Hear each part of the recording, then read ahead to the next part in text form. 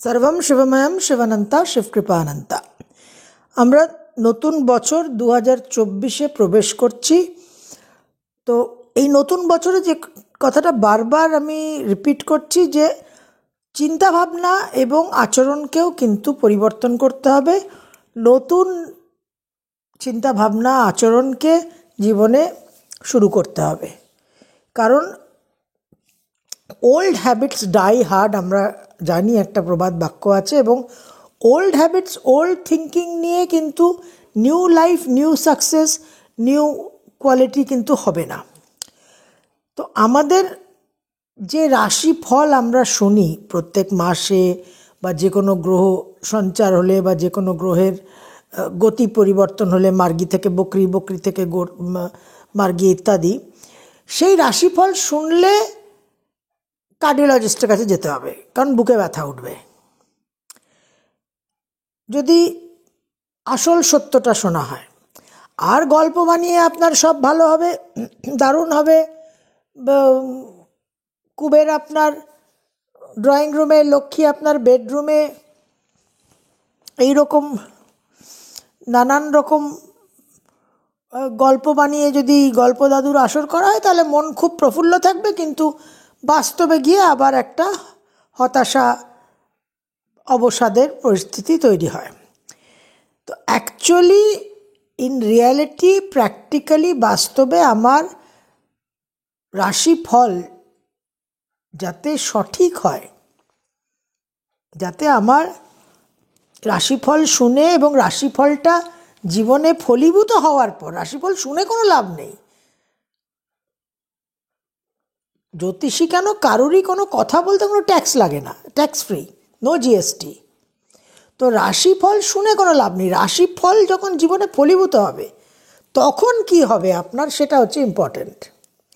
তো রাশিফল ফলীভূত হয়ে যাতে আমার জীবনে আনন্দ, উৎসব, মনে প্রফুল্লতা হয়, তার জন্য আমাকে যে পরিবর্তনটা করতে হবে, যেখানে কলকাঠিটা নাড়তে হবে, সেই বিষয় নিয়েই আজকে আমাদের আলোচনা। তো আমার যা মতামত, যা বিশ্বাস, যা ধ্যান ধারণা, আমি যে বিলিফ সিস্টেম নিয়ে চলি, সেটা হচ্ছে আমার কোর আধার, অর্থাৎ আমার বৃহস্পতি। আমি কীভাবে, আমি চিন্তাভাবনা কী করি, আমার ধ্যান ধারণাটাকে, আমার মনকে কি কি আইডিয়াস ইনফ্লুয়েন্স করে, সেই বিলিফ সিস্টেমটা হচ্ছে বৃহস্পতি। এই জন্য বৃহস্পতি হচ্ছে ভাগ্যের কারক, 9th। আবার বৃহস্পতি 12th ক্ষয় লসেরও কারক। আমার ভাগ্য, গুড ফরচুনও যেরকম বৃহস্পতি তৈরি করতে পারে, আবার আমার লস, সব কিছু হারানোর জন্যও কিন্তু বৃহস্পতি আমাকে সেই রকম ধ্যান ধারণা তৈরি করে দিতে পারে। তো বৃহস্পতি আমাকে যে ধ্যান ধারণাটা তৈরি করে দিল, তার উপর বেস করে আমার যে চিন্তা ভাবনা, সেখান থেকে আমি যে আচরণটা করব, যে বিহেভিয়ারটা আমার হবে, আমার যে প্রকৃতি হবে, আমার যে স্বভাব হবে, সেই জায়গাটা কিন্তু কন্ট্রোল করছে মঙ্গল। এবং আমার সেই বিলিফ সিস্টেম, সে ধর্মমতই হোক, জেনারেল মতামতই হোক, সেখান থেকে আমার যে আচরণ হবে, আমার যে স্বভাব হবে, যেটা মঙ্গল আমাকে প্রদান করবে, সেই স্বভাব, সেই আচরণের কারণে আমার জীবনে পথ চলা হবে, জীবিকা হবে, ব্যবসা হবে, জেনারেল কর্ম হবে, সাফল্য হবে, ব্যর্থতা হবে, এটসেট্রা। এবার এই বিলিফ আর বিহেভিয়ারের মধ্যেই কিন্তু এডুকেশন এটসেট্রা সব প্যাকড ইন হয়ে যাচ্ছে। যে ভালো student, meritorious student, laborious student, তার বিলিফ সিস্টেম কী হবে, যে না, আমাকে মন দিয়ে পড়াশোনা করতে হবে, ফাঁকি দিলে হবে না, আমার ক্যারিয়ার বিল্ড করতে হবে, এই সমস্ত ধ্যান ধারণা তার বৃহস্পতির কারণে সে পোষণ করবে, এবং সেখান থেকে তার আচরণ মঙ্গলও তাকে সেই লেবারটা দেবে, সেই ফোকাসটা দেবে, সেই এনার্জিটা দেবে, সেই কারেক্ট অ্যাকশনটা দেবে। যে স্টুডেন্ট মনে করবে দূর, এসব করে কিছু হবে না, পড়াশোনা করে যে গাড়ি চাপা পড়ে, সে আমি তো অনায়াসে অনেক শর্টকাটে অনেক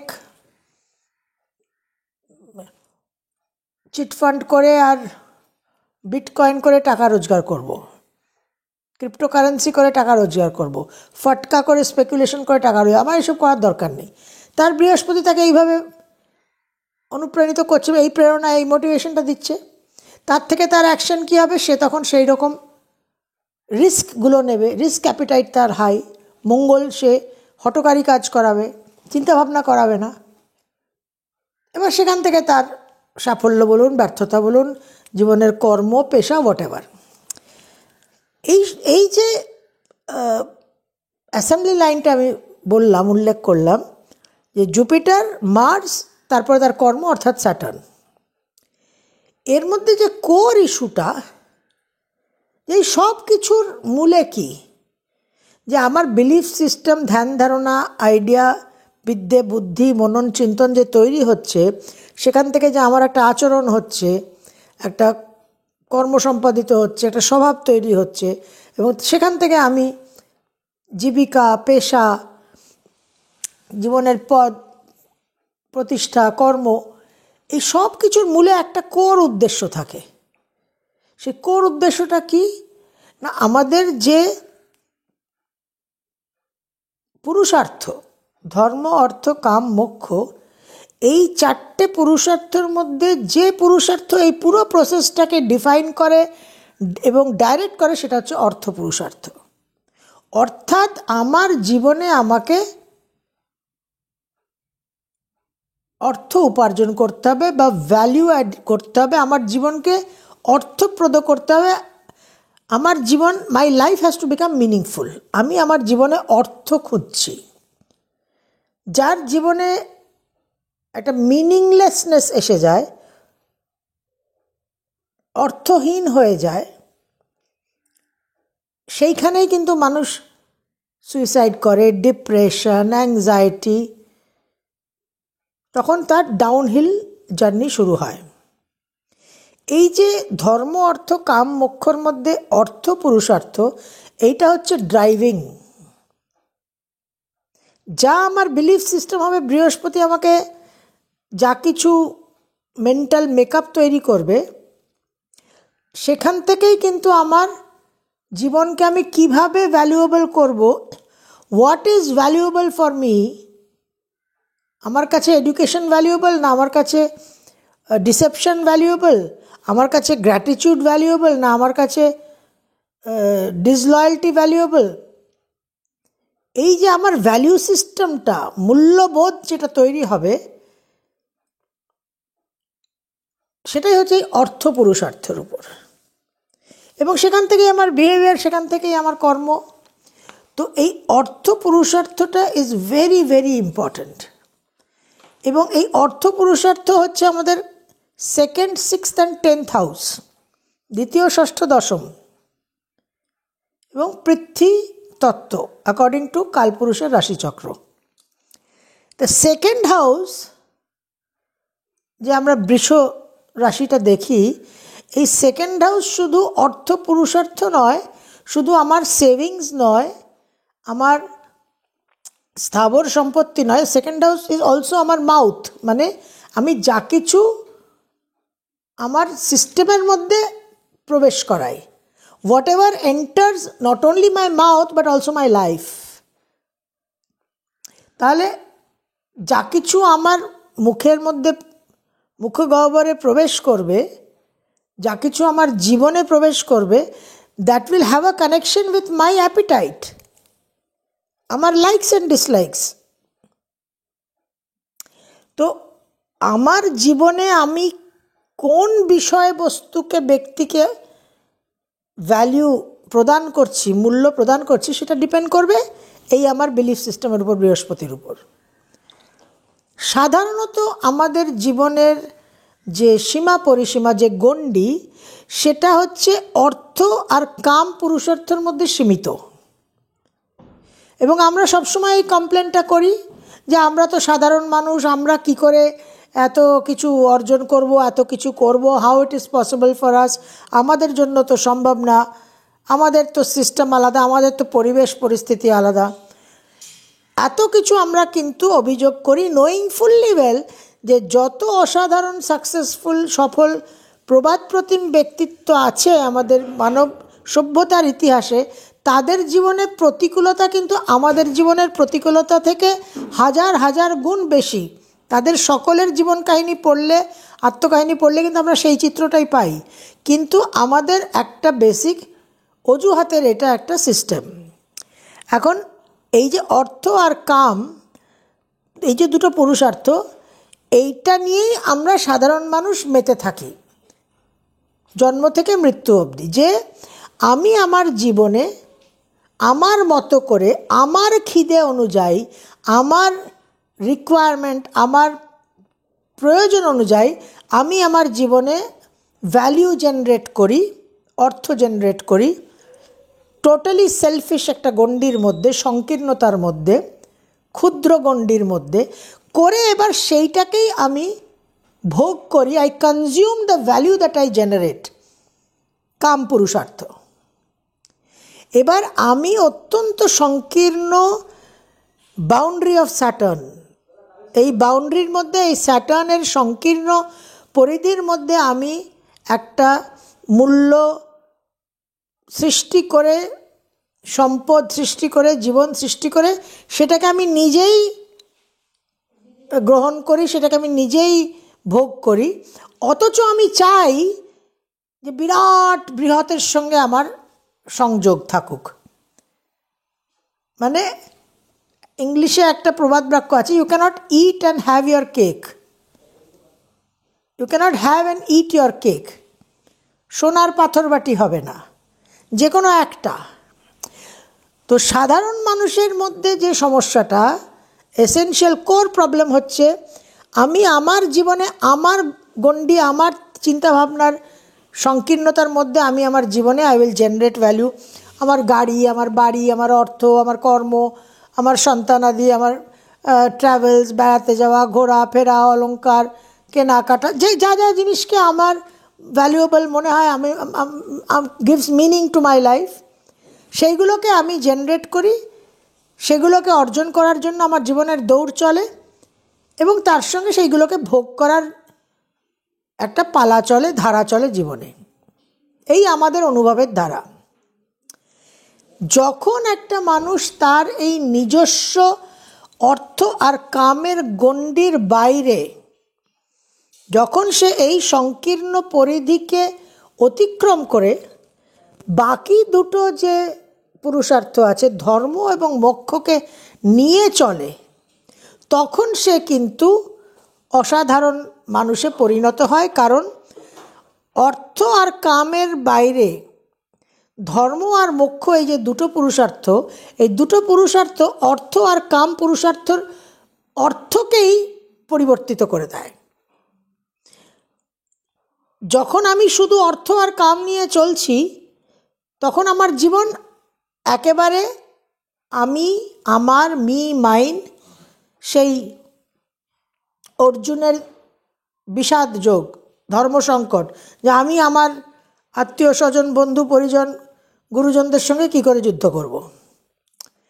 যখন ধর্ম পুরুষার্থ আমার জীবনে প্রবেশ করলো, তখন আমার জীবনে কি পরিবর্তন হচ্ছে, যে আমি তখন এই যে ভ্যালু, এই যে খিদে, যে খিদের কারণে, যে চাহিদার কারণে, যে প্রয়োজনের কারণে আমি জীবনে অনেক কিছু অর্জন করছি, যা আমার জীবনকে অর্থপ্রদ করবে, মূল্যবান করবে, সেই খিদে আমি অন্যের খিদেকেও যখন আমি একটা যথাযথ স্থান দিচ্ছি,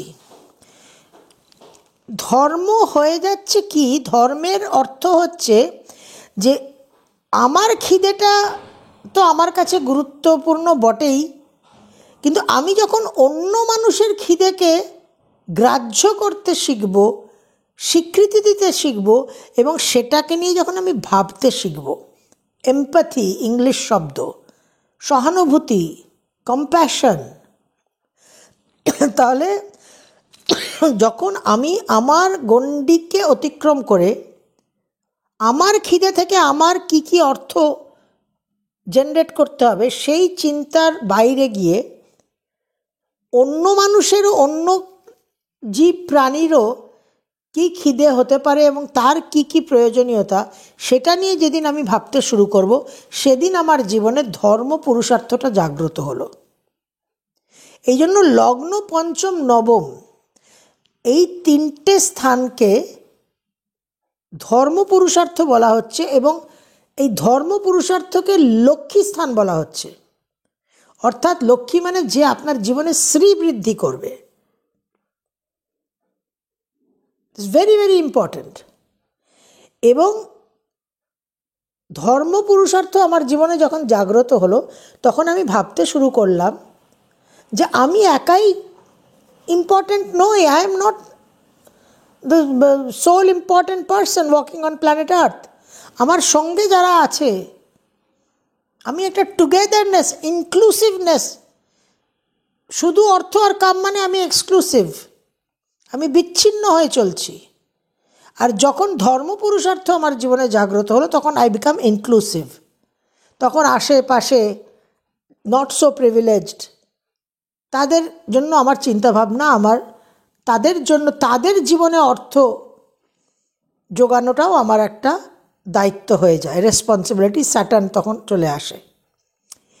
এবং ফাইনালি যখন মোক্ষ পুরুষার্থ জাগ্রত হবে, অ্যাক্টিভ হবে আমার জীবনে,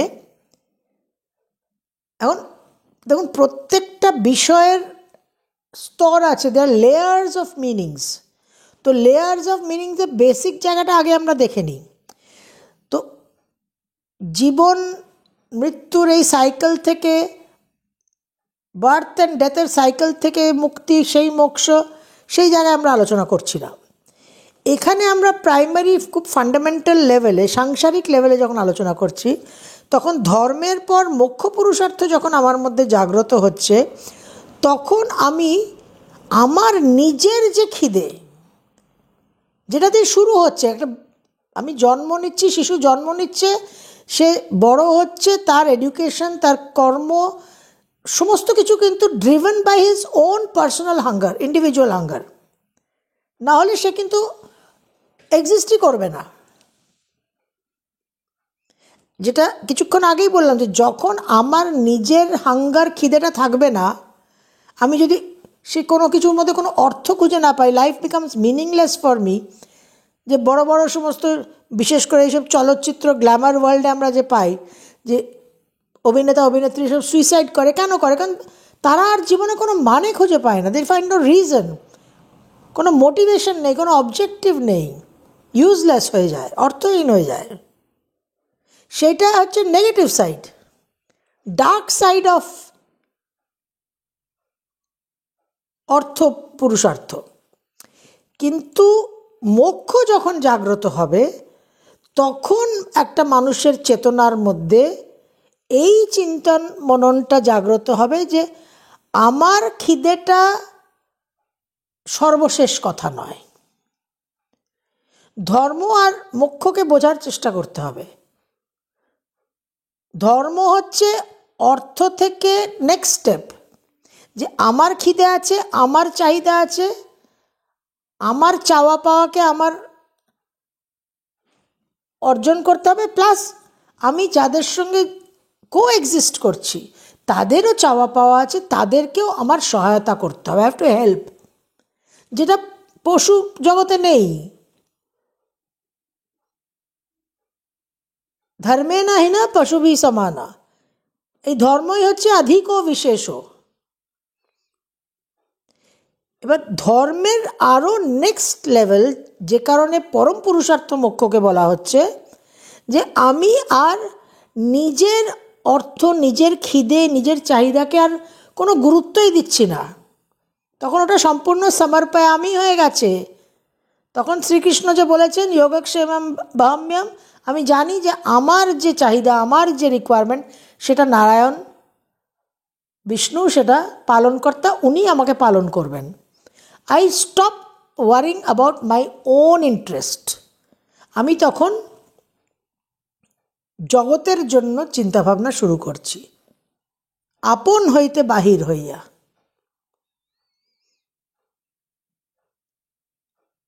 শূন্য করিয়া রাখ তোর বাঁশি, বাজাবার যিনি বাজাবেন আসি। তাহলে মোক্ষ যখন আমার মধ্যে জাগ্রত হয়ে গেল, তখন আমি আমার নিজের বাসিকে খালি করে রাখছি। আমার বাসিকে ভরবার জন্য আমার কোনো তাড়না নেই। আমার বাঁশিতে যে সুর বাজবে তার জন্য বাঁশিওয়ালার অপেক্ষায় আমি থাকছি, এবং বাঁশিওয়ালাই আমার বাঁশি বাজাবেন। তো এই ধর্ম, অর্থ, কাম, মোক্ষ, এই কনসেপ্টটা আমাদের খুব ভালো করে বুঝতে হবে। এখন আমরা 2024-এ প্রবেশ করছি, দ্য ইয়ার অফ স্যাটার্ন। আমি বারবার এত ভিডিও আপনাদের জন্য উপস্থাপনা এই জন্যই করছি, যাতে আগামী দিন রাশিফল শুনে কার্ডিওলজিস্টের কাছে বুকে ব্যথা নিয়ে যেতে না হয়, বা রাশিফল জীবনে ফলীভূত হলে কার্ডিওলজিস্টকে কল দিতে না হয়। তো এই যে নিজের সংকীর্ণ গণ্ডির মধ্যে জীবনযাপন করা শুধু অর্থ আর কাম নিয়ে, সেখান থেকেই কিন্তু নানান রকম সমস্যা, সংকট তৈরি হয়েছে। এবং আমাদের যে পৌরাণিক কাহিনী, শাস্ত্র, সেখানে যে অধিকাংশ গল্পই কিন্তু এই কাম আর অর্থ পুরুষার্থের মধ্যে আবদ্ধ থেকে যে সমস্যা হয় সেটা নিয়েই কিন্তু সব কাহিনী। আমি আমার, আমি তুমি, মি ইউ, মেরা তেরা, রামায়ণেও তাই, মহাভারতেও তাই। আমার ছেলে রাজা হবে, আমার ছেলে শুধু রাজা হবে না, অন্য রানীর ছেলেকে আবার ভাগাও, সে যেন চৌকাটের মধ্যে না থাকে।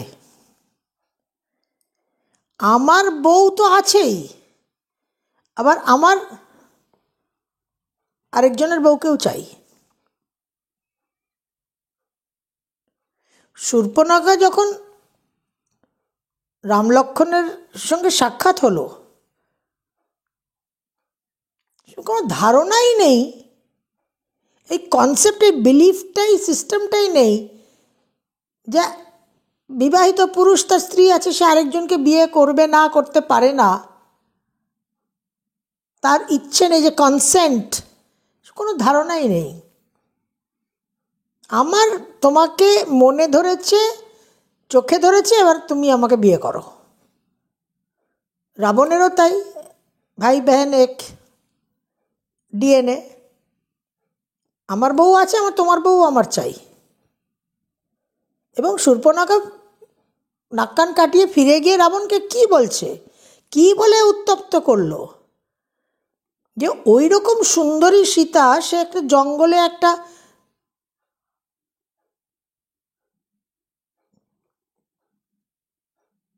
মানে ভিখিরির সঙ্গে ঘুরে বেড়াচ্ছে,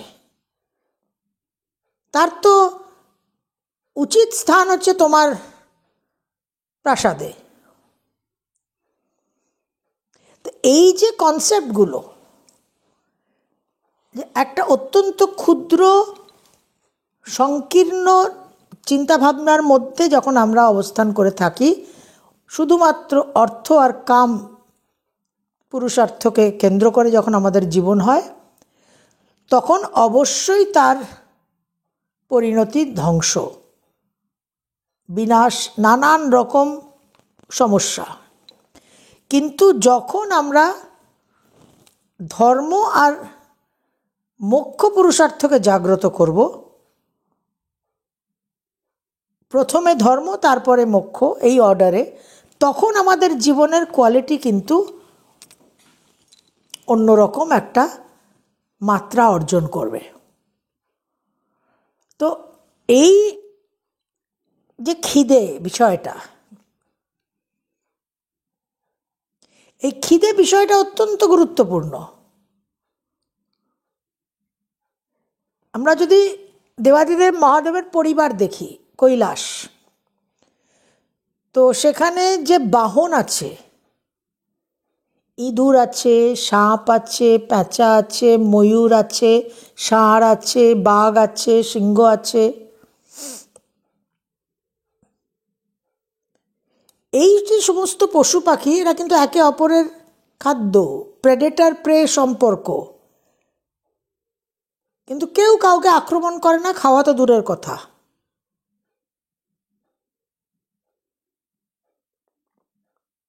কেন? কারণ সেখানে ওই খিদেটা নেই, দ্যাট হাঙ্গার ইজ নট দেয়ার।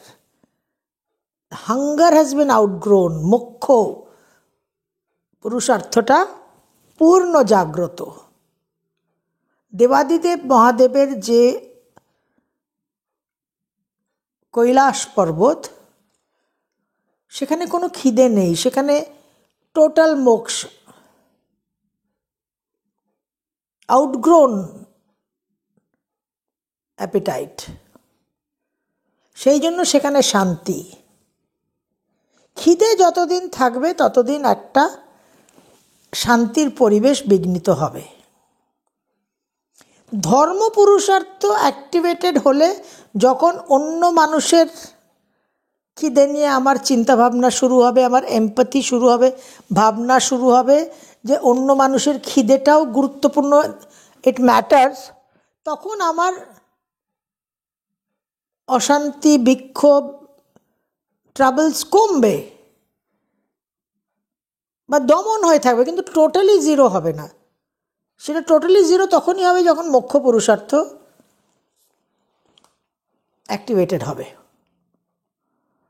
তো এই যে কনজামশন, আমার জীবনে আমি অর্থ, ভ্যালু, মূল্যকে সৃষ্টি করলাম এবং তারপর সেটাকে ভোগ করলাম। অর্থ কাম। ভোগ করার পর উপনিষদে প্রশ্ন করছেন, তথা কিম, এরপর কি হবে, সো হোয়াট? তখন নেক্সট হচ্ছে ধর্ম, তারপর হচ্ছে মোক্ষ। এই জন্য মোক্ষ পরম পুরুষার্থ। যত সাকসেসফুল প্রবাদ প্রতিম মানুষ বিভিন্ন ক্ষেত্রের আজ অবধি মানব সভ্যতায় আমরা যাদের নাম শুনি, যাদের নাম মহাকালে চলে গেছে, তারা সকলেই কিন্তু জীবনে মোক্ষ পুরুষার্থকে জাগ্রত করতে পেরেছেন, করে নিজেদের খিদেকে, নিজেদের অস্তিত্ব, নিজেদের স্বার্থকে কমপ্লিটলি আউটগ্রো করে, অতিক্রম করে সম্পূর্ণভাবে ধর্ম পুরুষার্থ, অর্থাৎ অন্যান্য সমস্ত এক্সিস্টিং ইন্ডিভিজুয়াল ক্রিচার্স, প্রাণীদের জন্য তারা চিন্তাভাবনা করে গেছেন, ভেবে গেছেন, কাজ করে গেছেন। তো এই যে বিলিফ সিস্টেম জুপিটার, যার থেকে আমার বিহেভিয়ার, মঙ্গল ক্রাফটেড হচ্ছে এবং সেখান থেকে আমার শনি, আমার কর্ম সৃষ্টি হচ্ছে, এই চেনটা ইজ ভেরি ইম্পর্ট্যান্ট। তো এই পুরো সিস্টেমটাকে সঠিক রাখাটা কিন্তু আমাদের একটা অবজেক্টিভ রাখতে হবে 2024-এ, যাতে আমরা ফার্স্ট স্টেপ নিজেদের একদম সংকীর্ণ ক্ষুদ্র অর্থ কামের গণ্ডিকে অতিক্রম করে অন্তত ধর্ম পুরুষার্থের দিকে উঁকি ঝুঁকি, we can at least peep in to the domain of dharma. অন্তত সেইটুকু একটা বিগিনিং আমাদের করার প্রয়োজনীয়তা আছে। ধর্ম পুরুষার্থ এমনিই জাগ্রত হয়েছে, বৃহস্পতি আর মঙ্গলের ক্ষেত্র বিনিময় যোগ চলছে এবং তাও লগ্ন আর নবম, দ্য হায়েস্ট কানেকশন। এবং বছর শুরু হয়েছে লগ্ন, পঞ্চম, নবম অকুপাইড। কালপুরুষের লগ্নে বৃহস্পতি, পঞ্চমে চন্দ্র, নবমে রবি, মঙ্গল। সুতরাং মূল প্রকৃতি আমাদের বার্তা দিচ্ছে, আমাদের মনকে একটা চালনা করছে, রিডাইরেক্ট করছে সেই দিকে যে দেখো, ধর্ম পুরুষার্থকে এখন তোমাদের জাগ্রত করতে হবে এবং সেই জাগ্রত করার জন্য যে পশু সুলভ তোমাদের মধ্যে প্রকৃতি আছে সেটাকে তোমরা এই সময় দমন করতে পারবে। এই সময় মূল প্রকৃতি আমি নিজেই তোমাদের সেই সহায়তা করে দিচ্ছি। I am giving you this window to awaken your higher self. सर्वं शिवमयं शिवानन्ता शिवकृपानन्ता।